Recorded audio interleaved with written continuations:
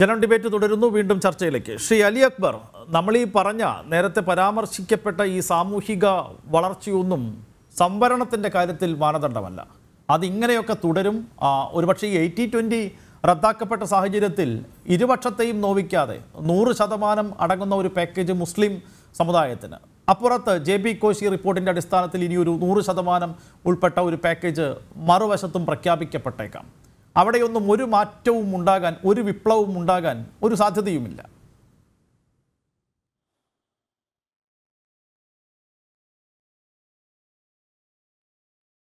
ഇങ്ങനെ നമ്മൾ പോയി കഴിഞ്ഞാൽ ഇതിൽ വലിയൊരു കഷ്ടമുണ്ട്. കാരണം ഈ പാലോളി കമ്മിറ്റിയുടെ റിപ്പോർട്ട് തന്നെ പറയുന്നത് രസകരമായ ചില വസ്തുതകളുണ്ട്. അതായത് ഫോർവേഡ് ഹിന്ദു ആണ് വിദ്യാഭ്യാസത്തിൽ 39% വിദ്യാഭ്യാസം നേടുന്നത്. അതേപോലെ തന്നെ ക്രിസ്ത്യനും 35%, വെറും 14% അന്ന് മുസ്ലിങ്ങൾ നേടിയിട്ടുള്ളത്. അപ്പോൾ അതിൽ തന്നെ രസകരമായിട്ട് തോന്നുന്നു, ഈ ഫോർവേഡ് ഹിന്ദു ഇപ്പോഴും അന്ന് 24% ജോലിയുള്ളൂ, എംപ്ലോയ്മെൻ്റ് ഉള്ളൂ. അതേസമയത്ത് വെറും 14% വിദ്യാഭ്യാസം നേടിയ മുസ്ലിങ്ങൾക്ക് 30.5% ജോലിയുണ്ട്. ഈ ഏറ്റവും കൂടുതൽ 35.4% വിദ്യാഭ്യാസം നേടിയ ക്രിസ്ത്യാനിക്ക് 32.7 ഉള്ളൂ. അപ്പോൾ ഇതിൽ ഈ ചില വസ്തുതകൾ നമ്മൾ പഠിക്കുമ്പോൾ നമുക്ക് തമാശ തോന്നുന്നു. ഈ വിദ്യാഭ്യാസപരമായി പിന്നോട്ട് നിൽക്കുമ്പോഴും ഈ നേരത്തെ നമ്മുടെ MSFൻ്റെ നേതാവ് പറഞ്ഞത് പോലെ ഞങ്ങൾക്ക് കിട്ടിയിട്ടില്ല എന്നുള്ള ഒരു കാര്യം മാത്രമേ ഉള്ളൂ. ഇതിൽ ആർക്ക് കിട്ടുന്നു എന്നുള്ളത് ഇവർ അന്വേഷിക്കാറില്ല. ആർക്കൊക്കെയാണ് ഇപ്പം നമുക്ക് ഇവിടെ സംവരണമുണ്ട്, അതല്ലെങ്കിൽ ഇപ്പോൾ ക്രീമി ലെയർ വെച്ചിട്ടാണ് നമുക്ക് കൊടുക്കുന്നത്. 5 ലക്ഷമായിരുന്നു, ഇപ്പോൾ 7 ലക്ഷമാണെന്ന് തോന്നുന്നു എനിക്ക്. ഈ 7 ലക്ഷം വരുമാനമുള്ള ഒരാൾക്കാണ് വരെ എന്ത് കിട്ടുന്നുണ്ട്, ഈ ആനുകൂല്യങ്ങൾ കിട്ടുന്നുണ്ട്, വിദ്യാഭ്യാസ ആനുകൂല്യങ്ങൾ കിട്ടുന്നുണ്ട്. മറുവശത്തോ ഏറ്റവും ദരിദ്രമായിട്ട് അതായത് ഒരു ഫോൺ വാങ്ങാൻ പണമില്ലാത്ത അവസ്ഥയ്ക്ക് പണം ഒന്നും കൊടുക്കുന്നില്ല. ഇപ്പം ഞാൻ നേരത്തെ പറഞ്ഞില്ലേ, ഒരു സിഗ്നലില്ലാതെ നമ്മൾ കണ്ടു, ഇന്നലെ ജനം TV തന്നെ കാണിച്ചത്. 10 കിലോമീറ്റർ നടന്ന് റോഡിൻ്റെ മുകളിൽ സിഗ്നൽ നോക്കി വിദ്യാഭ്യാസം ചെയ്യുന്ന കുട്ടികളുണ്ട് ഇവിടെ. അവർക്ക് ജാതിയും മതവും നോക്കിയിട്ട് ഒരു സൗകര്യം കൊടുക്കാൻ ആളില്ല. അപ്പോൾ ഈ സംവരണം അതല്ലെങ്കിൽ സഹായം എന്ന് പറയുന്നത് എല്ലാ കാലവും അവകാശമാണ് എന്ന് ധരിക്കുന്നത് മൂഢത്വമാണ്. എല്ലാവരും ഒരുമിച്ച് മുന്നോട്ട് വരണ്ടേ? അതല്ല ഞങ്ങളുടെ ആൾക്കാർ മാത്രം മതി, ഞങ്ങൾക്ക് മാത്രം മതി എന്ന് പറയുന്നത് ശാഠ്യമല്ലേ? ഇപ്പം ക്രിസ്ത്യാനികളിൽ എത്രയോ പുറകോട്ട്. ഇപ്പം ഈ മുന്നോക്ക സമുദായത്തിന് എത്ര കാലം കഴിഞ്ഞിട്ടാണ് ഇപ്പോൾ 10% റിസർവേഷൻ എന്ന് പറയുന്നത്? ഈ മുന്നോക്കമായിട്ടുള്ള എനിക്ക് സങ്കടം തോന്നിയിട്ടുണ്ട്. എൻ്റെ ഹോസ്റ്റലിൽ ഇറച്ചിയും മീനും വെച്ചിരുന്ന ഒരു ബ്രാഹ്മണനായിരുന്നു. ഞാൻ അദ്ദേഹത്തിനോട് ചോദിച്ചു, എന്താണ് ഈ പണിക്ക് വന്നത്, നിങ്ങൾക്ക് ഇത് നിഷിദ്ധമല്ലേ എന്ന്. ഞാൻ പിന്നെ വേറെ എന്ത് പണിയാണ് ചെയ്യേണ്ടത്? എൻ്റെ വീട്ടിൽ 3 പെങ്ങന്മാരുണ്ട്, PG കഴിഞ്ഞവർ, നല്ല മാർക്കോടുകൂടി PG കഴിഞ്ഞവർ. നിവൃത്തിയില്ല, പിന്നെ ഈ ഇറച്ചിയും മീനും വെച്ച് ഉണ്ടാക്കിയിട്ട് വേണം വീട്ടിൽ അന്നം കൊടുക്കാൻ എന്ന് പറഞ്ഞ ബ്രാഹ്മണനെ ഞാൻ കണ്ടിട്ടുണ്ട്. ജീവിതത്തിൽ നമ്മളെല്ലാവരും കാണുന്നുണ്ട്. അപ്പോൾ ഇത് നമ്മൾ മതത്തിൻ്റെ ശക്തി വെച്ചിട്ട് അത് ഞങ്ങൾക്ക് മാത്രം മതി, അത് ക്രിസ്ത്യാനിക്ക് വേണ്ട, മറ്റു മതങ്ങൾക്ക് വേണ്ട, ഞങ്ങളുടെ ആൾക്കാർ, ഞങ്ങൾക്കൊരു വോട്ടിംഗ് പവറുണ്ട്. അതെന്താണ്? മുസ്ലിംസ് ഒരുമിച്ച് നിന്ന് എല്ലാവരും തോൽപ്പിക്കേണ്ടവർ തോൽപ്പിക്കും. ഭരണകൂടത്തിനെ സഹായിച്ചുകൊണ്ട് ഭരണത്തിൽ ആര് കോൺഗ്രസ് ഭരിച്ചാലും കമ്മ്യൂണിസ്റ്റ് ഭരിച്ചാലും ഭരണത്തിൻ്റെ കൂടെ നിൽക്കും. കേന്ദ്രം ഭരിച്ച് കോൺഗ്രസ് ഭരിച്ചപ്പോഴും ഈ പറയുന്ന കമ്മ്യൂണിസ്റ്റുകാരും ഒക്കെ അവരുടെ കൂടെയായിരുന്നു, കോൺഗ്രസിൻ്റെ കൂടെ തന്നെയായിരുന്നു. അപ്പം ഈ ഭരണകൂടം ഉണ്ടാക്കുന്നത് തങ്ങൾക്ക് എക്കാലവും ജയിച്ചു വരാനുള്ള ഒരു വോട്ടിംഗ് ഒരു വോട്ട് ബാങ്കിനെയാണ് ഇവർ സൃഷ്ടിക്കുന്നത്. ആ വോട്ട് ബാങ്കിൽ നിന്ന് താഴോട്ട് പോകാൻ പാടില്ല. ആ വോട്ട് ഞാൻ നേരത്തെ പറഞ്ഞതിന് MSFൻ്റെ നേതാവ് മറുപടി പറഞ്ഞില്ല. ഈ പറയുന്ന സർക്കാരിൻ്റെ ഈ നമ്മുടെ താഴേക്കടലുള്ള മുസ്ലിങ്ങളെ മുന്നോട്ട് കൊണ്ടുവരാൻ വേണ്ടിയിട്ട് ഉണ്ടാക്കിയ സ്കൂളിൽ പകുതി വാങ്ങാത്ത 10 സ്കൂളിൻ്റെ പേര് അദ്ദേഹത്തിന് പറയാൻ പറ്റുമോ? പറയില്ല. പകുതി വാങ്ങാത്ത അധ്യാപകരെ ഇരിക്കുന്നത്. ഇത് ആരുടെ ഭരണഘടന മുസ്ലിങ്ങൾക്ക് തന്ന ആനുകൂല്യം കൊണ്ടാണ് ഈ കോളേജും സ്കൂളും ഉണ്ടാക്കിയത്. അവിടെ സാധാരണക്കാരനായിട്ടുള്ള ഒരു മുസ്ലിമിന് അഡ്മിഷൻ കൊടുക്കില്ല, അവിടെ ഒരു സഹായവും ലഭിക്കില്ല. അങ്ങനെ ഒരു കാര്യം ഞാൻ പറയുമ്പോൾ മിണ്ടുന്നില്ല. അക്കാര്യത്തെക്കുറിച്ച് ഒരു അന്വേഷണം നടക്കട്ടെ. ഇവിടുത്തെ മുസ്ലിം സ്കൂളുകൾ, ആ മുസ്ലിം സ്കൂളുകളിൽ ഈ പറയുന്ന OBC വിഭാഗത്തിലുള്ള ഈ മുസ്ലിമായിട്ടുള്ള എത്ര കുട്ടികൾക്ക് അഡ്മിഷൻ കിട്ടുന്നുണ്ട്? പകരം കച്ചവടം ചെയ്യുന്നത് എത്രയുണ്ട്? ഈ അധ്യാപകരെ നിയമിച്ച് കച്ചവടം ചെയ്ത് ഇത് ഞങ്ങൾ ഈ പറയുന്ന ഇവിടുത്തെ സകല സമൂഹവും തരുന്ന നികുതി നിന്നാണ് എടുത്തു തരുന്നത്, ഓശാരം തരുന്നതല്ല, അല്ലെങ്കിൽ മുസ്ലിങ്ങൾ ഉണ്ടാക്കുന്ന പണമല്ല മുസ്ലിങ്ങൾക്ക് തരുന്നത്. അല്ല, ആ വിഷയത്തിൽ ശ്രീ അലി അക്ബർ അടിസ്ഥാനപരമായിട്ടുള്ള വേണമെങ്കിൽ ഇപ്പോൾ തന്നെ നമുക്ക് ഫവാസിന്റെ മറുപടി തേടാം, അതിനുശേഷം താങ്കൾക്ക് തുടരാം. ശ്രീ ഫവാസ്. തീർച്ചയായിട്ടും അതിനൊരു മറുപടി പറയൂ. പറയട്ടെ ശ്രീ ഫവാസ്. മുസ്ലിങ്ങളുടെ പേരിൽ തുടങ്ങിയിട്ടുള്ള സ്കൂളിലും കോളേജുകളിലും കൈക്കൂലി വാങ്ങാതെ അഡ്മിഷൻ കിട്ടുന്നത്. അല്ല, പറയട്ടെ ഫവാസ്, പറയാം. എത്ര സ്ഥാപനങ്ങളുടെ പേര് വേണം? ഞാൻ എന്റെ വീടിരിക്കുന്നത് മലപ്പുറം ജില്ലയിലെ കൊണ്ടോട്ടിയിലാണ്. കൊണ്ടോട്ടിയിലെ ഒരു കോളേജ് ഉണ്ട്, Kondotty EMBA college of arts and science, aided കോളേജാണ്. അവിടെ ഒരു വിദ്യാർത്ഥിയുടെ കയ്യിൽ നിന്ന് പണം വാങ്ങിയെന്ന് ഇവർ പറയോ? തൊട്ടപ്പുറത്ത് അരീക്കോട്ട് സുല്ലമുസ്സലാം എന്ന് പറയുന്ന മുസ്ലിം മാനേജ്മെന്റിന്റെ കീഴിലുള്ളൊരു വിദ്യാഭ്യാസ ഒരു കോളേജ്, എനിക്കറിയാം ആ കോളേജ്. എന്നാ കൈക്കൂലി വാങ്ങിക്കുന്ന 100 കോളേജിനെ ഞാൻ അങ്ങോട്ട് തരാം.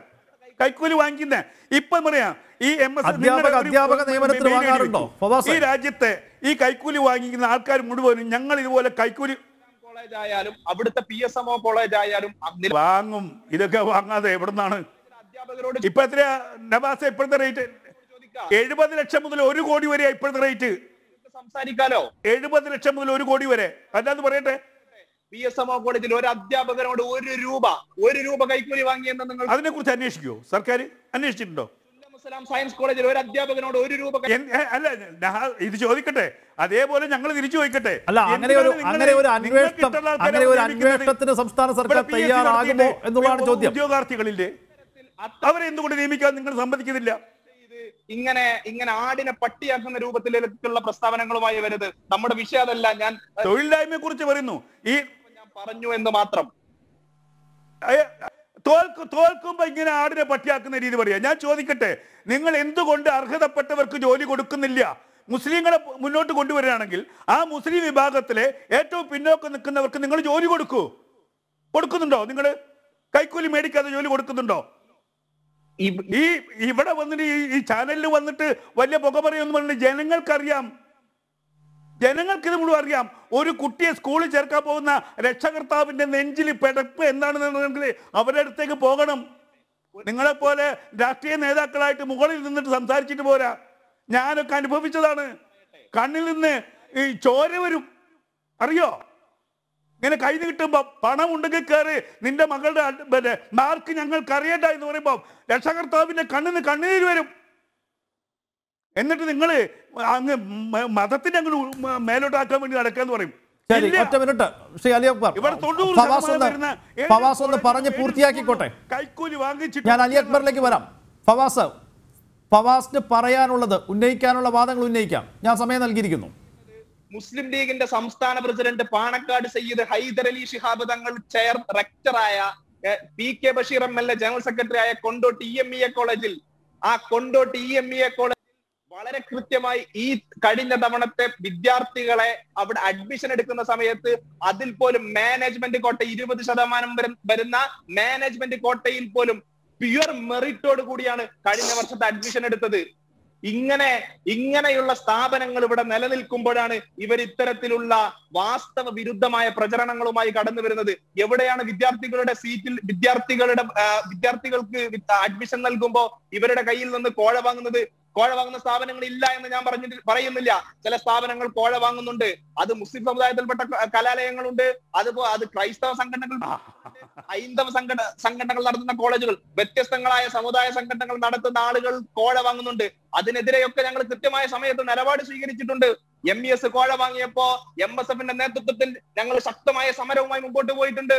ഇവിടുത്തെ മറ്റ് കോളേജുകൾ വാങ്ങിയപ്പോ അതിനെതിരെ ശക്തമായ സമരവുമായി ഞങ്ങൾ മുന്നോട്ട് പോയിട്ടുണ്ട്. ശരി.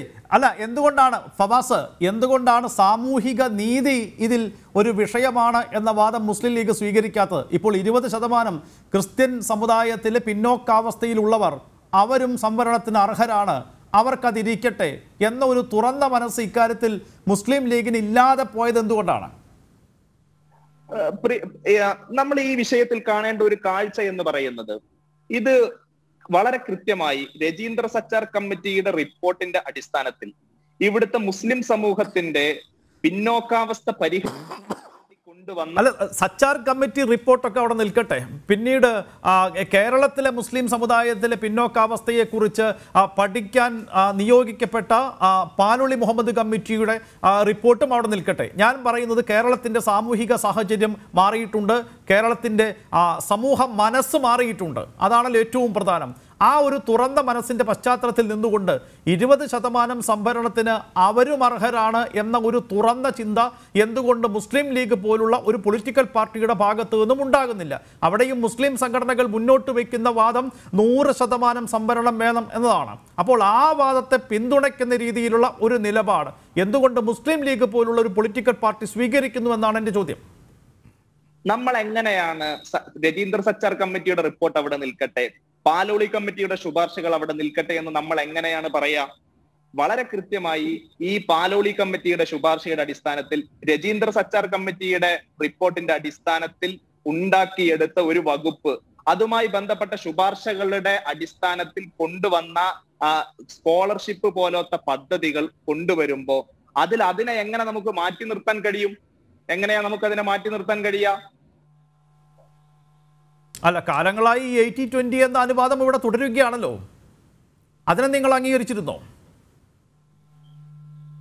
അതിനെ ഇതുമായി ബന്ധപ്പെട്ട് കേരളത്തിന്റെ പൊതുസമൂഹത്തിൽ അത് വലിയ പ്രശ്നമില്ലാതെ പോകുന്ന ഒരു കാഴ്ച നമ്മൾ കഴിഞ്ഞ കാലങ്ങളിൽ കണ്ടതാണ്. ശരി, അപ്പോൾ പിന്നെ എന്തിനാണ് ഇപ്പോൾ ഈ 100% എന്ന വാദം മുന്നോട്ട് വരുന്നത്? ഒരു കാര്യം കൂടെ ഞാൻ പറയട്ടെ. 80:20 എന്ന അനുപാതം കേരളത്തിൽ കൊണ്ടുവന്നത് UDF ഗവൺമെന്റ് അല്ല. ഇവിടെ CPM പ്രതിനിധി തെറ്റിദ്ധരിപ്പിക്കുന്ന പ്രസ്താവനയാണ് നടത്തുന്നത്. 80:20 എന്ന രൂപത്തിലേക്ക് ഇവിടെ അതിനെ അടിസ്ഥാനപ്പെടുത്തി ഉത്തരവ് കൊടുക്കുന്നത് 2011 ഫെബ്രുവരി മാസത്തിൽ VS അച്യുതാനന്ദൻ VS സർക്കാരിന്റെ അവസാന കാലത്താണ്. പ്രതിനിധി വാസ്തവവിരുദ്ധമായ കാര്യമാണ് ഇവിടെ പറഞ്ഞത്. ശരി, അതിനെ വിപുലീകരിച്ചു പിന്നീട് വന്ന ഉമ്മൻചാണ്ടി സർക്കാർ. 2015 ഉമ്മൻചാണ്ടിയുടെ നേതൃത്വത്തിൽ ഐക്യജനാധിപത്യ മുന്നണിയുടെ ഗവൺമെന്റ് മഞ്ഞളാം കുടിയാലി കേരളത്തിന്റെ വിദ്യാഭ്യാസ അതിലൊന്നും ഞാൻ പറഞ്ഞു വരുന്നത്, അതിലൊന്നും UDF സർക്കാരോ അല്ലെങ്കിൽ മുസ്ലിം ലീഗോ, UDF സ്വാധീനം ചെലുത്താൻ പറ്റുന്ന രാഷ്ട്രീയ പാർട്ടി ആണല്ലോ മുസ്ലിം ലീഗ്. മുസ്ലിം ലീഗിനോ അക്കാര്യത്തിലൊന്നും അന്നൊരു എതിർപ്പോ വിയോജിപ്പോ ഉണ്ടായിരുന്നില്ല എന്ന് മാത്രമാണ്. ഫവാസ് പെട്ടെന്ന് അവസാനിപ്പിച്ചാൽ എനിക്ക് സന്ദീപിന്റെ വാദത്തിലേക്ക് പോകാം. മുസ്ലിം ലീഗ് ആ സമയം വളരെ കൃത്യമായി മുസ്ലിം ലീഗിന്റെ സ്റ്റാൻഡ്, മുസ്ലിം ലീഗിന്റെ ദേശീയ ജനറൽ സെക്രട്ടറി വളരെ കൃത്യമായി പറഞ്ഞിട്ടുണ്ട്.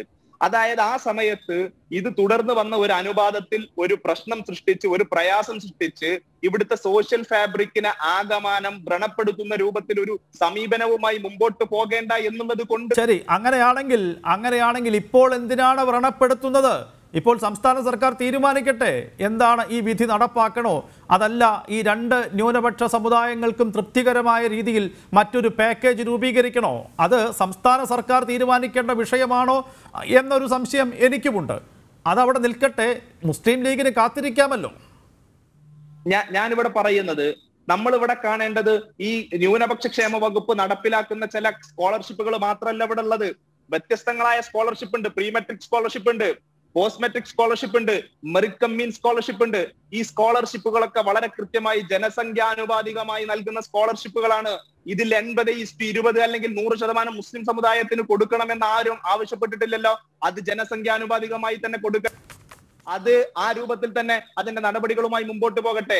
മറിച്ച് ഇവിടെ ഇതൊരു സമുദായത്തിന്റെ, ഒരു സമൂഹത്തിന്റെ പിന്നോക്കാവസ്ഥയെ പരിഹരിക്കുന്നതിന്, അതിന് പരിഹാരം കാണുന്നതിന് ഇന്ത്യയുടെ ഗവൺമെന്റ് നിയോഗിച്ച ഒരു കമ്മീഷന്റെ ശുപാർശയുടെ അടിസ്ഥാനത്തിൽ ഒരു പ്രത്യേക വിഭാഗത്തിന് മാത്രം ഒരു സ്കോളർഷിപ്പ് നൽകുമ്പോ ആ സ്കോളർഷിപ്പിൽ നിന്ന് ഇവിടുത്തെ ആ സ്കോളർഷിപ്പ് മുഴുവൻ ഒരു സമുദായം തട്ടിയെടുക്കുന്നു എന്ന രൂപത്തിലേക്ക് ചർച്ചകൾ വരുമ്പോ വളരെ വലിയ രൂപത്തിലുള്ള തെറ്റിദ്ധാരണ പരത്തുന്ന രൂപത്തിലേക്കുള്ള പ്രസ്താവനകൾ ചിലരുടെ. ശരി, ഫവാസ് പറഞ്ഞു വരുന്നത് എനിക്ക് മനസ്സിലാവുന്നുണ്ട്. അതാണ് ഫവാസ് മുസ്ലിം ലീഗ് മുന്നോട്ട് വയ്ക്കുന്ന വാദം. എനിക്കൊരു ഇടവേളയിലേക്ക് പോകേണ്ടതുണ്ട്, അതിനുശേഷം ഞാൻ സന്ദീപിലേക്ക് വരാം.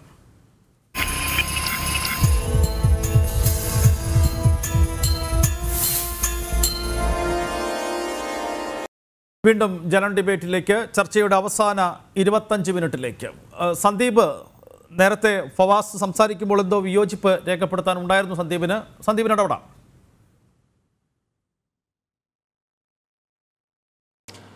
അല്ല, ഞാൻ ആദ്യഘട്ടത്തിൽ പറഞ്ഞത് തന്നെയാണ്. ഇത് ഈ വീണ്ടും സച്ചാർ കമ്മീഷൻ പാലോളി കമ്മിറ്റി അനുസരിച്ച് 100% ഞങ്ങൾക്ക് അർഹതപ്പെട്ട സ്കോളർഷിപ്പ് എന്ന് പറയുമ്പോൾ രജീന്ദ്ര സച്ചാർ കമ്മീഷനും പാലോളി കമ്മിറ്റിയും പറഞ്ഞ പിന്നോക്കാവസ്ഥ അത് മുസ്ലിം സമുദായത്തിന്റെ പഠിച്ച് സ്കോളർഷിപ്പ് ഏർപ്പെടുത്തിയിട്ടുണ്ടെങ്കിൽ, അല്ലെങ്കിൽ അത് സർക്കാരാണല്ലോ പിന്നീട് ഏർപ്പെടുത്തുന്നത്, അത് ശുപാർശകളാണ് ഇവർ രണ്ടുപേരും സമർപ്പിക്കുന്നത്.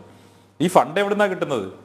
അത് ന്യൂനപക്ഷ അവകാശങ്ങൾക്ക് വേണ്ടി കേന്ദ്ര സർക്കാർ നൽകുന്ന ഫണ്ടിൽ നിന്ന് എടുത്തിട്ട് എങ്ങനെയാണ് ഒരു മതവിഭാഗത്തിന് മാത്രമായി 100% സ്കോളർഷിപ്പ് നൽകാൻ പറ്റുക?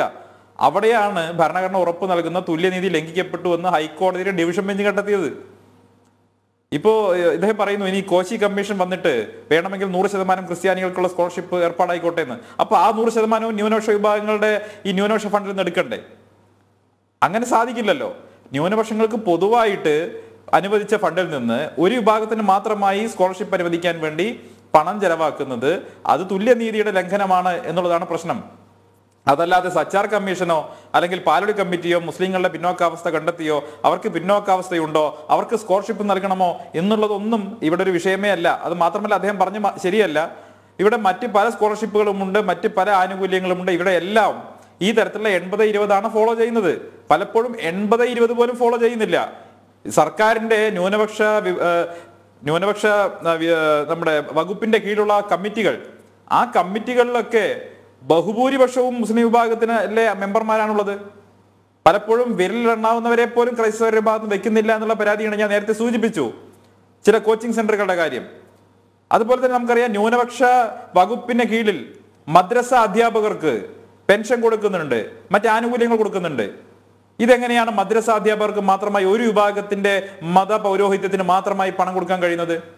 അപ്പൊ ക്രൈസ്തവ വിഭാഗത്തിനിടയിൽ മത അധ്യാപകരില്ലേ, സൺഡേ സ്കൂളുകൾ നടക്കുന്നില്ലേ? എന്തുകൊണ്ടാണ് അവർക്ക് കൊടുക്കാത്തത്? അവർ കൂടി അവകാശപ്പെട്ട പണമാണേ. അങ്ങനെ ഒറ്റയ്ക്ക് ഒരു വിഭാഗത്തിന് മാത്രമായി എങ്ങനെ കൊടുക്കുന്നു?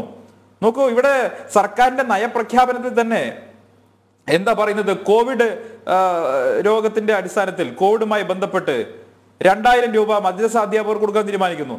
ഈ കോവിഡ് എന്ന് പറയുന്നത് മദ്രസ അധ്യാപകന് മാത്രം ബാധകമായതാണോ? സൺഡേ സ്കൂളിൽ പഠിപ്പിക്കുന്ന ക്രൈസ്തവ മത പുരോഹിതർക്ക് കോവിഡ് വരാതിരിക്കുമോ? അവർക്ക് എന്തെങ്കിലും പ്രത്യേകമായിട്ടുള്ള പവർ ഉണ്ടോ കോവിഡ് വരാതിരിക്കാൻ? അപ്പൊ നോക്ക്, ഈ രണ്ട് മുന്നണികളും വാക്സിനേഷനിലൊക്കെ ഇമാതിരി സംഭരണം വന്നു കഴിഞ്ഞാൽ അപകടമായിരിക്കും.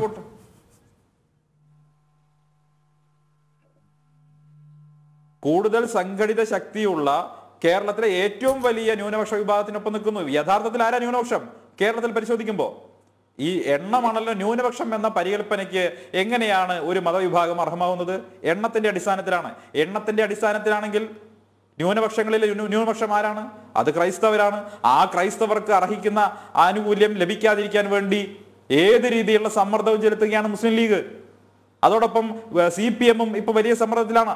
അവരും വോട്ട് തേടി, അവർക്കും വോട്ട് ലഭിച്ചിട്ടുള്ള വിഭാഗം ഏതാണെന്ന് അവർക്ക് വ്യക്തമായിട്ട് അറിയാം. പക്ഷേ ക്രൈസ്തവ വിഭാഗങ്ങളെ കാലങ്ങളായിട്ട് നോക്കൂ, ക്രൈസ്തവ വിഭാഗത്തിന്റെ ഏത് ജെനുവിൻ ഇഷ്യൂ വന്നാലും അവർ പറഞ്ഞു പഠിപ്പിക്കുകയാണ്. നോക്കൂ, അപ്പുറത്ത് വലിയൊരു പ്രശ്നമുണ്ട്. എന്താണ്? BJP മോദിയാണ് ഭരിക്കുന്നത്, അതുകൊണ്ട് നിങ്ങൾക്കെതിരെ നടക്കുന്ന അനീതികളെ കുറിച്ച് പ്രതികരിക്കരുത്. ഇതാണ് പൊതുവിൽ CPM സ്വീകരിക്കുന്ന നയം. നിങ്ങൾക്ക് ഓർമ്മയില്ലേ, തൊടുപുഴയിൽ ജോസഫ് മാഷെ കൈവെട്ടിയ സമയത്ത് MA ബേബി എങ്ങനെയാ പ്രതികരിച്ചത്? മാഷ് ഒരു മണ്ടത്തരം ചെയ്തു എന്ന് പറഞ്ഞു. അത് ആർക്ക് വളമായി? മത തീവ്രവാദികൾക്ക് വളമായി. അങ്ങനെ ആ അധ്യാപകന്റെ കൈ നഷ്ടപ്പെട്ടു. ഇവിടുത്തെ ക്രൈസ്തവ സഭകൾ പോലും ആ ജോസഫ് മാഷെ പ്രൊട്ടക്ട് ചെയ്യാൻ തയ്യാറായില്ല. എന്താ കാരണം? അവർക്ക് ഭയമാണ്. അവർക്ക് സംസാരിക്കാൻ ഭയമാണ്, തുറന്നു പറയാൻ ഭയമാണ്. ക്രൈസ്തവ മത മേലധ്യക്ഷന്മാർക്ക്, മതപുരോഹിതർക്ക് അവർക്ക് ഈ കാര്യങ്ങളെ കുറിച്ച് പറയാൻ ഭയമാണ്. ഈ സംഘടിത മത ന്യൂനപക്ഷ ശക്തി അവരുടെ സംഘടിതമായ ശക്തിക്ക് മുന്നിൽ, അവരുടെ മസിൽ പവറിന് മുന്നിൽ, അവരുടെ മണി പവറിന് മുന്നിൽ ശബ്ദമുയർത്താൻ പോലും ഭയന്നിട്ടാണ് കേരളത്തിലെ ക്രൈസ്തവ മത നേതൃത്വം നിൽക്കുന്നത് എന്ന് ഇപ്പോൾ ക്രൈസ്തവരിലെ യുവാക്കൾ തിരിച്ചറിയുന്നുണ്ട്. അതിന്റെ പ്രതികരണങ്ങൾ നിങ്ങൾക്ക് സാമൂഹ്യ മാധ്യമങ്ങളിൽ കാണാം. ശ്രീ റജി ലൂക്കോസ് ചിലപ്പോ അത് സമ്മതിച്ചു തരുമെന്ന് എനിക്ക് തോന്നുന്നില്ല. പക്ഷെ അതാണ് യാഥാർത്ഥ്യം എന്ന് പറയുന്നത്. ഞാൻ ചോദിക്കട്ടെ, കഴിഞ്ഞ ദിവസം ഇസ്രായേലിൽ പലസ്തീൻ തീവ്രവാദികളുടെ മിസൈൽ ആക്രമണത്തിൽ ക്രൂരമായി കൊല ചെയ്യപ്പെട്ട നമ്മുടെ സഹോദരി സൗമ്യ, ആ സൗമ്യക്ക് ആദരാഞ്ജലി അർപ്പിക്കാൻ കേരളത്തിലെ മുഖ്യമന്ത്രിക്കും കേരളത്തിലെ മുൻ മുഖ്യമന്ത്രിക്കും സാധിക്കാതെ വരുന്നത് എന്തുകൊണ്ടാ? അവർ ഇട്ട ഫേസ്ബുക്ക് പോസ്റ്റ് തിരുത്തേണ്ടി വന്നതും മുക്കേണ്ടി വന്നത് എന്തുകൊണ്ടാ? ഒരു മോബ് ലിഞ്ചിങ് നടക്കുന്നു. സാമൂഹ്യ മാധ്യമങ്ങളിൽ സൗമ്യക്ക് ഒരു ആദരാഞ്ജലി അർപ്പിച്ച ഒരു പോസ്റ്റ് ഇട്ടപ്പോ ആ പോസ്റ്റ് തിരുത്തേണ്ടി വരുന്നു, മുക്കേണ്ടി വരുന്നു. ആർക്കൊക്കെ? സാധാരണക്കാർക്കല്ല. കേരളത്തിലെ മുഖ്യമന്ത്രിക്കും കേരളത്തിലെ മുൻ മുഖ്യമന്ത്രിക്കും തിരുത്തേണ്ടി വരുന്നുണ്ടെങ്കിൽ അത് സൂചിപ്പിക്കുന്നത് വളരെ അപകടകരമായിട്ടുള്ള സാമൂഹിക അവസ്ഥയാണ്. ശ്രീ റെജി ലൂക്കോസ് ഒക്കെ എത്ര മറച്ചു വെച്ചാലും, എത്ര നല്ല ഭംഗിയുള്ള കവർ കൊണ്ട് നിങ്ങൾ മൂടി വെക്കാൻ ശ്രമിച്ചാലും അതിനുള്ള യാഥാർത്ഥ്യം അതിഭീകരമാണെന്ന് കേരളത്തിലെ ക്രൈസ്തവ മത ന്യൂനപക്ഷങ്ങളിലെ യുവാക്കൾ പ്രത്യേകിച്ച് തിരിച്ചറിയുന്നുണ്ട്. നിങ്ങൾ ചോദിച്ചല്ലോ, പ്രധാനമന്ത്രിയുടെ അടുത്ത് പോയിട്ട് എന്തായി എന്ന് ചോദിച്ചല്ലോ. റെജി ലൂക്കോസ്, ഞാൻ ഒരൊറ്റ കാര്യം ചോദിക്കട്ടെ. നാളിതുവരെയുള്ള ചരിത്രത്തിൽ ഏതെങ്കിലും ഇന്ത്യയുടെ ഏതെങ്കിലും ഒരു പ്രധാനമന്ത്രി ക്രൈസ്തവ മതമേലധ്യക്ഷന്മാരെ വിളിച്ചു വരുത്തി എന്താണ് നിങ്ങളുടെ പ്രശ്നമെന്ന് കേൾക്കാൻ തയ്യാറായിട്ടുണ്ടോ? അവരുടെ പ്രശ്നങ്ങൾ, അവരുടെ ദുഃഖങ്ങൾ കേൾക്കാൻ തയ്യാറായിട്ടുണ്ടോ? ചരിത്രത്തിൽ ആദ്യമായി ക്രൈസ്തവ മത നേതൃത്വത്തിനെ വിളിച്ചു വരുത്തി നിങ്ങളുടെ പ്രശ്നങ്ങൾ എന്താണെന്ന് കേൾക്കാൻ തയ്യാറായത് നരേന്ദ്രമോദി സർക്കാരാണ്. എന്തുകൊണ്ട് നടപടിയെടുത്തില്ല എന്നാ ചോദിക്കുന്നത്. കുറച്ച് മാസങ്ങളെ ആയിട്ടുള്ളൂ കണ്ടിട്ട്. തീർച്ചയായും പ്രധാനമന്ത്രിക്ക് മെമ്മോറാണ്ടം കൊടുത്താൽ അതിന്മേൽ തുടർ നടപടികൾ ഉണ്ടാകും. അത് ഇനി ഡൽഹിയിൽ കൊണ്ടുപോയി കൊടുക്കണമെന്നൊന്നുമില്ല. റെജി ലൂക്കോസിന് സംശയമുണ്ടെങ്കിൽ പരിശോധിക്കാം. പ്രധാനമന്ത്രിയുടെ വെബ്സൈറ്റിൽ കയറി ഗ്രീവൻസ് ഒന്ന് രജിസ്റ്റർ ചെയ്ത് കഴിഞ്ഞാൽ അതിന് കൃത്യമായ ഫോളോ അപ്പ് ഉണ്ടാകും, നടപടി ഉണ്ടാകും. അതാണ് നരേന്ദ്രമോദി സർക്കാരിന്റെ ഗവർണൻസ് മിടുക്കതാണ്, അഡ്മിനിസ്ട്രേഷന്റെ മിടുക്കതാണ്. അത് തീർച്ചയായും നടന്നിരിക്കും, ആകെ തർക്കമൊന്നും വേണ്ട.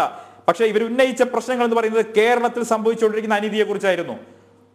ന്യൂനപക്ഷ അവകാശങ്ങളിൽ കേരളത്തിൽ സംഭവിക്കുന്ന അനീതിയെ കുറിച്ചാണ് പ്രധാനമന്ത്രിക്ക് മെമ്മോറാണ്ടം കൊടുത്തത്. ഇനി എല്ലാത്തിലും നടപടിയെടുക്കണമെന്ന റെജി ലൂക്കോസ് ഒരു കാര്യം ചോദിക്കട്ടെ. കർദിനാൾമാർ കൊടുത്ത മെമ്മോറാണ്ടത്തിൽ ലവ് ജിഹാദിനെതിരെ നടപടി ആവശ്യമുണ്ടായിരുന്നു. റെജി ലൂക്കോസിന്റെ അക്കാര്യത്തിൽ അഭിപ്രായം എന്താണ്? അങ്ങയുടെ സഖ്യകക്ഷിയായിട്ടുള്ള ജോസ് കെ മാണിയുടെ അഭിപ്രായമാണോ റെജി ലൂക്കോസിനും CPM-നും ഉള്ളത്? ശ്രീ ജോസ് കെ മാണി അക്കാര്യത്തിൽ അഭിപ്രായം പറഞ്ഞിട്ടുണ്ടല്ലോ. എന്തേ അഭിപ്രായം നിങ്ങൾക്കില്ലാത്തത്? ഇപ്പൊ ജോസ് കെ മാണി പരാജയപ്പെട്ടതിൽ സാമൂഹ്യ മാധ്യമങ്ങളിൽ ചില ആളുകളുടെയൊക്കെ മതപുരോഹിതരുടെയൊക്കെ ആഹ്ലാദം ശബ്ദ സന്ദേശങ്ങളായി കുറച്ചു ദിവസം നിങ്ങൾ കേട്ടിട്ടുണ്ടാകും. ജോസ് കെ മാണി തോറ്റതിൽ സന്തോഷിക്കുന്നു, PC ജോർജ് തോറ്റതിൽ സന്തോഷിക്കുന്നു, ശ്രീധരൻ തോറ്റതിൽ സന്തോഷിക്കുന്നു. ശ്രീധരനെ തോൽപ്പിച്ചത് ഷാഫി പറമ്പിലാണ് എന്നുള്ളതാണ് സന്തോഷത്തിന് ആധാരം. നോക്കൂ, ആ രീതിയിൽ കേരളം വിഘടിക്കപ്പെട്ടിരിക്കുന്നു. ആ വിഘടിക്കപ്പെട്ടതിന്റെ ആനുകൂല്യം പങ്കുപറ്റിക്കൊണ്ടാണ്, ആ വിഘടനത്തിന്റെ, ആ മതപരമായ ചേരിതിരിവിന്റെ ആനുകൂല്യത്തിന്റെ പങ്ക് പറ്റിക്കൊണ്ടാണ് ഇത്തവണ പിണറായി വിജയൻ അധികാരത്തിലെത്തിയിട്ടുള്ളത്. അതുകൊണ്ട് തന്നെ ഈ വിഷയത്തിൽ പ്രതികരിക്കാൻ മുഖ്യമന്ത്രിക്ക് കഴിയില്ല. ലക്ഷദ്വീപിലെ തെങ്ങിന് കാവി നിറമടിച്ചത് നിയമസഭയിൽ പ്രസംഗിച്ച് വഷളായ പിണറായി വിജയന് കേരളത്തിന്റെ ഹൈക്കോടതി നടത്തിയിട്ടുള്ള ഒരു വിധി ഇനിയും പഠിച്ചിട്ട് വേണം അത്ര പ്രതികരിക്കാൻ. ഇനി എന്നാണ് അദ്ദേഹം പ്രതികരിക്കാൻ പോകുന്നത്? 400 കിലോമീറ്റർ കടലിനുള്ളിൽ കിടക്കുന്ന ലക്ഷദ്വീപിലെ തെങ്ങിന് മുകളിൽ കാവി പെയിന്റ് അടിച്ചു എന്ന് കള്ളം പറഞ്ഞ്, അത് കാവ്യവൽക്കരണമാണെന്ന കള്ളം പറഞ്ഞ് സാമൂഹ്യ മാധ്യമങ്ങളിൽ പോസ്റ്റ് ഇടുകയും നിയമസഭയ്ക്കകത്ത് പ്രസംഗിക്കുകയും ചെയ്ത് കേരളത്തിന്റെ മുഖ്യമന്ത്രി ഒരു മണ്ടനാണ് എന്ന് നാട്ടുകാർക്ക് മുഴുവൻ ബോധ്യപ്പെടുന്ന രീതിയിൽ നിയമസഭയ്ക്കകത്ത് പോലും പ്രസംഗിച്ച് മുഖ്യമന്ത്രി വഷളായപ്പോ കേരളത്തിലെ ഹൈക്കോടതി ഒരു വിധി പറഞ്ഞിട്ട് മണിക്കൂറുകൾ കഴിയുന്നു, ദിവസങ്ങൾ കഴിയുന്നു. എന്തേ മുഖ്യമന്ത്രി ആ പ്രധാനപ്പെട്ട കാര്യത്തിൽ അഭിപ്രായം പറയാത്തത്? മുഖ്യമന്ത്രി, കേരളത്തിന്റെ ഗവൺമെന്റ് മുസ്ലിം സംഘടനകൾ ആവശ്യപ്പെട്ടതുപോലെ സുപ്രീം കോടതിയിൽ അപ്പീൽ പോകുമോ, അതോ ക്രൈസ്തവ സംഘടനകൾ KCBC ആവശ്യപ്പെട്ടതുപോലെ ഇത് നടപ്പാക്കാൻ തയ്യാറാകുമോ? അപ്പീൽ പോകരുതെന്ന് ഇവിടുത്തെ ക്രൈസ്തവ സംഘടനകൾ ആവശ്യപ്പെടുമ്പോൾ അപ്പീൽ പോകണമെന്ന് മുസ്ലിം സംഘടനകൾ ആവശ്യപ്പെടുന്നു. എന്താ നിങ്ങളുടെ നിലപാട് പറയാൻ തയ്യാറാകുക?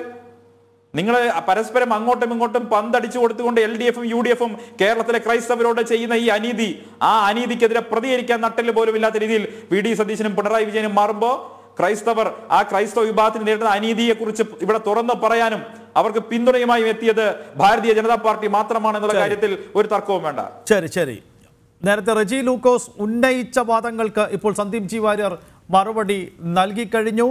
ഇനി റെജിക്ക് എന്തെങ്കിലും പറയാനുണ്ടെങ്കിൽ ഞാനത് കേൾക്കാം. ചർച്ചയുടെ അവസാന ഘട്ടത്തിലേക്ക് തിരിച്ചെത്താം ഇടവേളയ്ക്ക് ശേഷം.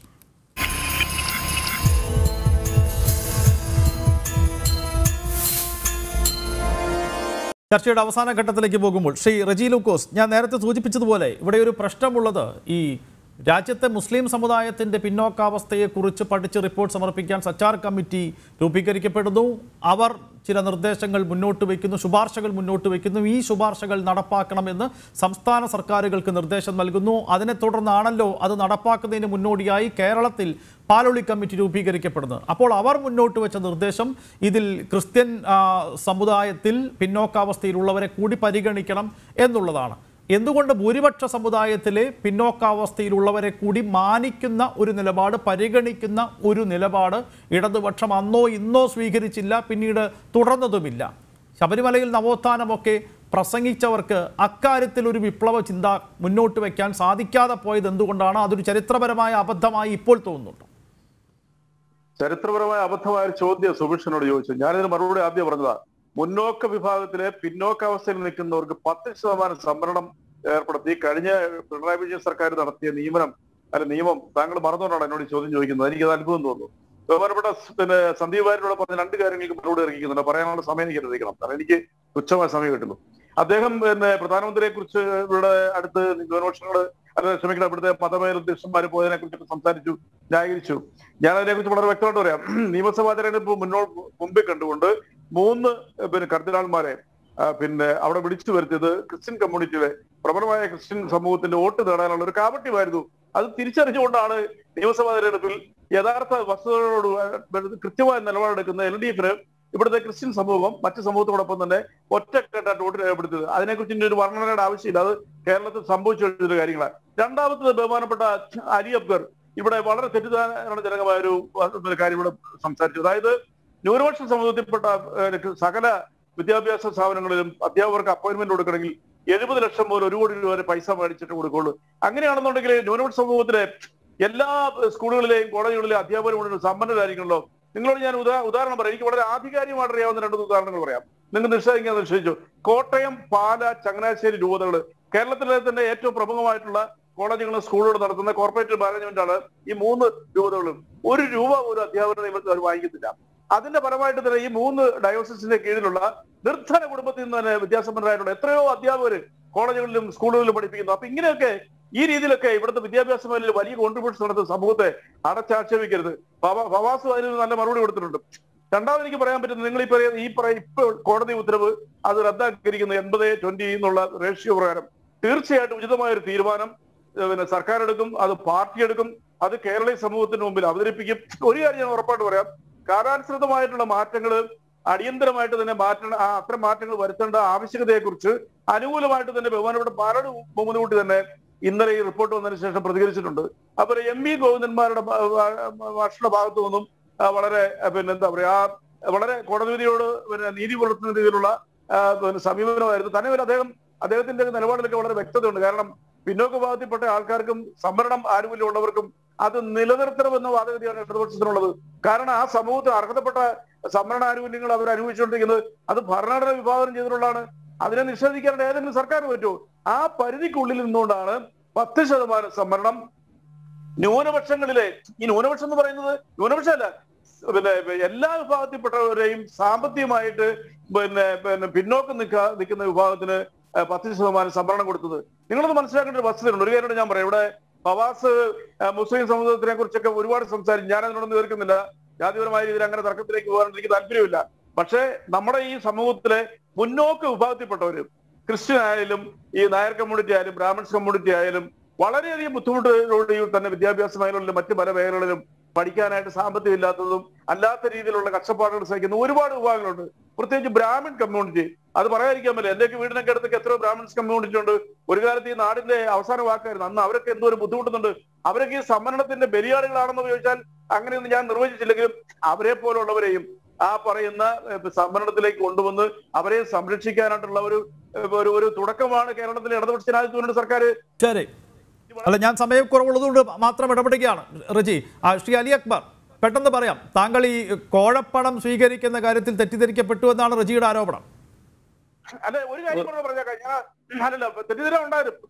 ഫവാസ് ഇവിടെ ഒരു കാര്യം പറഞ്ഞതിനകത്തൊരു അടിസ്ഥാനപരമായിട്ടൊരു തെറ്റുണ്ട്. ഫവാസ് ഇവിടെ പറഞ്ഞിരിക്കുന്നത് ഇടതുപക്ഷ ജനാധിപത്യത്തിനുള്ളിൽ സർക്കാർ ആണ് പാലട് കമ്മീഷനെ നിയോഗിച്ചതെന്നും റിപ്പോർട്ട് നടപ്പിലാക്കിയതും LDF സർക്കാരാണെന്നും പറഞ്ഞത്. നിങ്ങൾ ഈ പറഞ്ഞതിനോടൊന്നും ഞങ്ങൾക്ക് വിരോധമൊന്നുമില്ല. പക്ഷെ ഒരു കാര്യം ഞാൻ പറയാം, ആ ഉത്തരവ് നടപ്പിൽ വരുത്തിയത് ഉമ്മൻചാണ്ടി സർക്കാരിന്റെ ആദ്യകാലത്താണ്. 2011 അവർ അധികാരത്തിൽ വരും. അതാണ് അതിന്റെ വസ്തുത. ഇവിടെ നമ്മൾ തർക്കിക്കേണ്ട വശം കൊണ്ടൊന്നുമില്ല.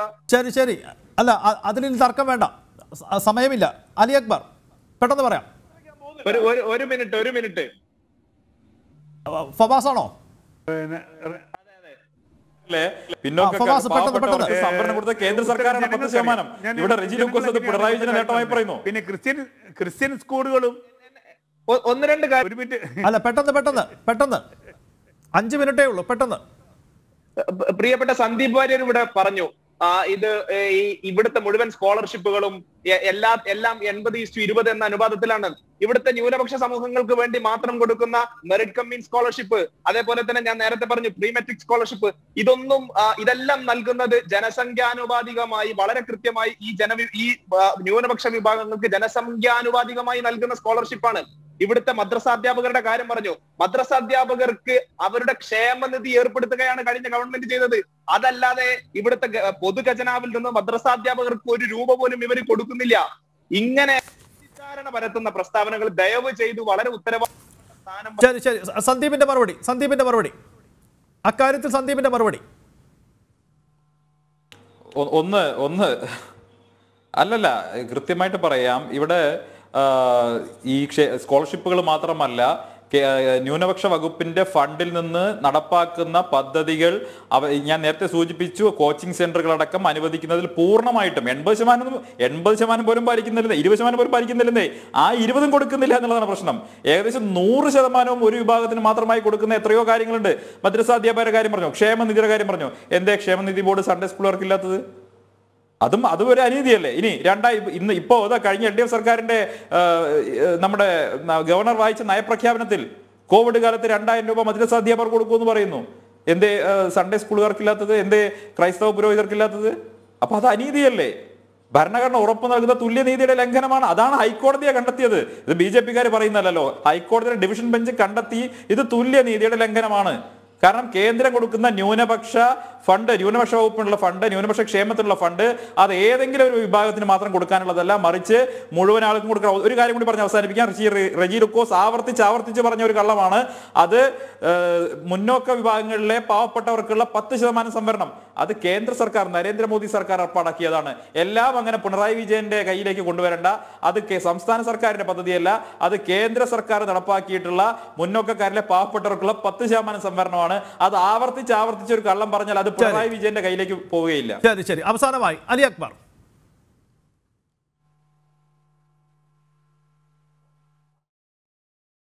ഞാൻ നേരത്തെ പറഞ്ഞതുപോലെ ഇപ്പൊ ന്യൂനം ആരാണ്? ന്യൂനം പറഞ്ഞ എണ്ണത്തിൽ കുറഞ്ഞതാണെങ്കിൽ ആ ന്യൂനമാണെങ്കിൽ ക്രിസ്ത്യാനികളാണ് ഏറ്റവും ഇപ്പം ന്യൂനം. ആ ന്യൂനമായി ഇല്ലാതായിക്കൊണ്ടിരിക്കുന്ന ഒരു സമൂഹമാണ് ഇപ്പോൾ ക്രിസ്ത്യാനികൾ. ആദ്യ കാലഘട്ടത്തിൽ കേരളത്തിൻ്റെ വിദ്യാഭ്യാസ മേഖലയിൽ ഏറ്റവും കൂടുതൽ സഹായങ്ങളുമായിട്ട് വന്ന ആ ക്രിസ്ത്യാനി ഇന്ന് അവൻ്റെ കുട്ടിക്ക് പഠിക്കാൻ 1 രൂപ പോലും കിട്ടാത്ത അവസ്ഥയിൽ അവൻ ന്യൂനമായിട്ട് മാറിക്കൊണ്ടിരിക്കുന്നത്. മറുവശത്താണെങ്കിലോ ഈ ന്യൂനം അവസ്ഥയിൽ നിന്ന് നമ്മുടെ കനീഷുമാരി അനുസരിച്ചാണെങ്കിൽ ഇപ്പോൾ ഭൂരിപക്ഷമായി എന്നുള്ളതാണ് നമ്മുടെ അഭിപ്രായം. കാരണം കേരളത്തിൽ ബഹുഭൂരിപക്ഷം വരുന്ന സ്ഥലത്തും ഇസ്ലാം മുന്നോട്ടാണ് വന്നിട്ടുള്ളത്. മുസ്ലിങ്ങളുടെ എണ്ണത്തിലാണെങ്കിലും വണ്ണത്തിലാണെങ്കിലും മുന്നോട്ട് വന്നിട്ടുണ്ട്. അങ്ങനെ എണ്ണത്തിനും വണ്ണത്തിനും മുന്നോട്ട് വന്നിട്ട് ഞങ്ങളിപ്പോഴും ന്യൂനമാണെന്ന് പറഞ്ഞ് വാശി പിടിച്ചിട്ട് ഞങ്ങളിലേക്കെല്ലാം എത്തണം എന്ന് പറയുന്നത്, നിങ്ങൾക്ക് അധികാരം വേണമെങ്കിൽ ഞങ്ങൾ സഹായിക്കണം എന്ന് പറയുന്നത് ശരിയായ നടപടിയില്ല. നമുക്ക് സാമൂഹിക നീതി, ഇനി എന്ത് വെറും മതം മാത്രമല്ല, സാമൂഹിക നീതി വേണം. അതിലേറ്റവും അടിയിൽ കിടക്കുന്ന ക്രിസ്ത്യാനിക്കാണെങ്കിലും ആർക്കാണെങ്കിലും അവന് നീതി ലഭിക്കണമെന്നുള്ള ഒരു ധാരണ ഈ ഇസ്ലാമിക നേതാക്കൾക്കുണ്ടാകണം, മുസ്ലിം ലീഗിൻ്റെ നേതാക്കൾക്കുണ്ടാവണം. സമത്വം എന്നുള്ളത് മതത്തിൻ്റെ പേരിൽ ഉണ്ടാവാൻ പാടില്ല, അത് മാനവികതയുടെ പേരിൽ ഉണ്ടാവണം. ന്യൂനം എന്നും എല്ലാ കാലവും ന്യൂനമായിട്ടിരിക്കാനുള്ളതല്ല ഈ മതം, അതല്ലെങ്കിൽ ഈ സമൂഹം. അത് മേലോട്ട് വന്നു കഴിഞ്ഞു. ഇന്ന് 1, 2, 3 റാങ്ക് കിട്ടുന്നതിൽ മലപ്പുറത്തെ കുട്ടികളാണ് ഏറ്റവും മുന്നിൽ, എല്ലാ അർത്ഥത്തിലും മുന്നോട്ട് വന്നു കഴിഞ്ഞു. അപ്പോഴും ഇനി അങ്ങോട്ട് വരാനുള്ള ഈ പറയുന്ന ന്യൂനപക്ഷങ്ങളുണ്ട്, അവരെ സഹായിക്കാനുള്ള ബാധ്യത ഇവിടുത്തെ ഓരോ മുസൽമാനും ഉണ്ട്. ആ മുസൽമാൻ തന്നെ പറയണം ഞങ്ങൾക്ക് ഇത് ഇത്രയും വേണ്ട, അത് മറ്റുള്ളവർക്ക് കൊടുക്കൂ എന്ന് പറയാനുള്ള ഒരു മാന്യത നമ്മുടെ സമൂഹം കാണിക്കണം എന്നേ എനിക്ക് പറയാം. നിർഭാഗ്യവശാൽ ശ്രീ അലി അക്ബർ, താങ്കൾ ഒരു കലാകാരനാണ്, ചലച്ചിത്ര സംവിധായകനാണ്. ഒരു കലാകാരൻ്റെ സ്വപ്നം മാത്രമായി അത് അവസാനിക്കാനാണ് സാധ്യത. സംവരണത്തിൻ്റെ മാനദണ്ഡം മാനവികതയാകുന്ന ഒരു കാലം കേരളത്തിൽ ഉണ്ടാകുമെന്ന് വ്യക്തിപരമായി ഞാനും പ്രതീക്ഷിക്കുന്നില്ല. വളരെയധികം നന്ദി ശ്രീ സന്ദീപ് ജി വാര്യർ, ശ്രീ അലി അക്ബർ, ശ്രീ KM ഫവാസ്, ശ്രീ റജി ലൂക്കോസ്. ഈ ചർച്ച ഇത്രയും സജീവമാക്കിയതിന് ജനൻ ഡിബേറ്റ് പൂർണ്ണമാകുന്നു. നന്ദി, നമസ്തേ.